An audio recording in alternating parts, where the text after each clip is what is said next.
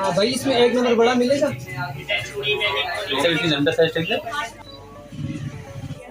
Lumbar size नहीं है कुछ नहीं, घोड़ी लंबर साइज पर छबियाँ लमतरपाल गोड़ी चौकसकर। यकीनन आपको मेरे अल्फाज समझ नहीं आए होंगे, लेकिन आपको बताता चलूँ, ये अल्फाज एक पुरस्कार ज़ुबान का हिस्सा हैं जिसे बड़े तवातर के साथ बोला जाता है। ये ज़ुबान पतौड़ी कहलाती है, जो पाकिस्तान, भारत, बांग्लादेश समेत पाकिस्तान के ज़ेर इंतज़ाम कश्मीर के कारोबारी अफराद एक दूसरे से कोड वर्ड्स के लिए बात करने में इस्तेमाल करते हैं।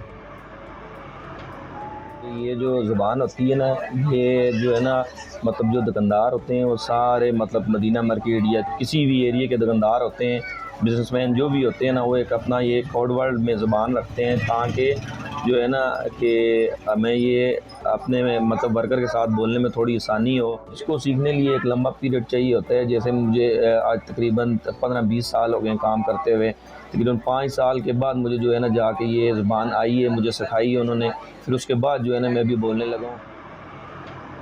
ये ज़ुबान जो है पूरे साउथ एशिया में मुख्तलिफ़ जो बिज़नेसेस हैं उनके लिए यूज़ होती है। ये तो सीखने में बहुत सारा टाइम लग जाता है। जब कोई बच्चा सेल्समैन या दूसरे कारोबारी हज़रात हमारे पास आते हैं, पूछते हैं, तो इसको सीखने में कम से कम 4 से 5 साल लगते हैं। इसको सीखने के लिए कम से कम 7 से 8 साल चाहिए। ऐसे तो रास्ते में हर बंदा चलता उसको बताएं तो फिर तो कोई नहीं है। 7 से 8 साल होने ज़रूरी है दुकानदारी में, फिर उसको हम ये ज़बान सिखाएंगे। एकदम से उसको हम नहीं सिखाएंगे। मुझे हो गए इसमें 15 साल हो गए, ठीक है। शुरू में मैं भी आया, मुझे इस चीज़ का इल्म नहीं था। जब दुकानदार आपस में बात कर रहे थे, मुझे इस चीज़ का इल्म नहीं था।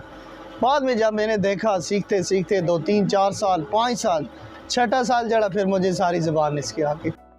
दुकानदारों के मुताबिक इस खुफिया ज़ुबान पतौड़ी को सीखने के लिए 2 से 4 साल का अरसा दरकार है और उसमें जहनी जहानत भी लगती है। वो ये कहते हैं कि ये ज़ुबान इसलिए बनाई गई है ताकि वो अपने कस्टमर्स को बेहतर तरीके से डील कर सकें। पाकिस्तान के ज़ेर इंतज़ाम कश्मीर से मैं हूँ नदीम शाह।